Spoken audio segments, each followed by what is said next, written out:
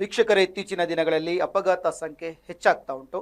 ಹರಿಯಾಣದ ಪಲ್ವಾಲ್ನಲ್ಲಿ ಕಚೇರಿಯೊಂದಕ್ಕೆ ಕಾರು ನುಗ್ಗಿ ಭೀಕರ ಅಪಘಾತ ಸಂಭವಿಸಿದೆ. ಕಚೇರಿಯ ಒಳಗಿದ್ದ ಹಲವರಿಗೆ ಗಂಭೀರ ಗಾಯಗಳಾಗಿದ್ದು, ಇಡೀ ಘಟನೆಯ ರೋಮಾಂಚನಕಾರಿ ದೃಶ್ಯ ಸಿಸಿಟಿವಿಯಲ್ಲಿ ಸೆರೆಯಾಗಿದೆ. ಸದ್ಯ ಈ ವಿಡಿಯೋ ಸಾಮಾಜಿಕ ಜಾಲತಾಣಗಳಲ್ಲಿ ಭಾರಿ ವೈರಲ್ ಆಗ್ತಾ ಇದೆ.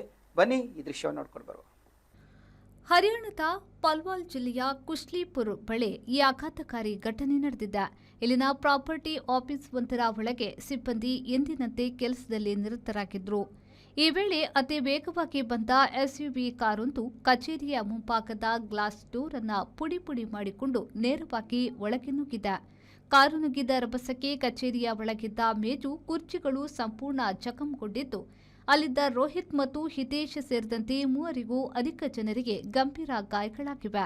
ಗಾಯಾಳುಗಳನ್ನು ತಕ್ಷಣವೇ ಹತ್ತಿರದ ಆಸ್ಪತ್ರೆಗೆ ದಾಖಲಿಸಲಾಗಿದ್ದು, ಸದ್ಯ ಚಿಕಿತ್ಸೆ ಮುಂದುವರೆದಿದೆ. ಘಟನೆಯ ಸಂಪೂರ್ಣ ದೃಶ್ಯಾವಳಿಗಳು ಕಚೇರಿಯ ಸಿಸಿಟಿವಿ ಕ್ಯಾಮೆರಾದಲ್ಲಿ ಸೆರೆಯಾಗಿದ್ದು, ನೋಡುವವರ ಎದೆ ನಡುಗಿಸುವಂತಿದೆ. ಪ್ರಾಥಮಿಕ ತನಿಖೆಯ ಪ್ರಕಾರ ಆರೋಪಿ ನರೇಂದ್ರ ಕುಂದು ಎಂಬಾತ ಮೊದಲು ಕಚೇರಿಗೆ ಬಂದು ಅಲ್ಲಿನ ಸಿಬ್ಬಂದಿ ಜೊತೆ ಮಾತನಾಡಿದ್ದ.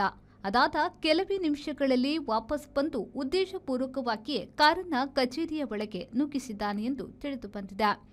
ಸದ್ಯ ಪಲ್ವಾಲ್ ಕ್ಯಾಂಪ್ ಪೊಲೀಸ್ ಠಾಣೆಯಲ್ಲಿ ಆರೋಪಿಯ ವಿರುದ್ಧ ಬಿಎನ್ಎಸ್ ಕಾಯ್ದೆಯಡಿ ಎಫ್ಐಆರ್ ದಾಖಲಾಗಿದ್ದು, ಪೊಲೀಸರು ಆರೋಪಿಯ ಪತ್ತೆಗಾಗಿ ಬಲೆ ಬೀಸಿದ್ದಾರೆ.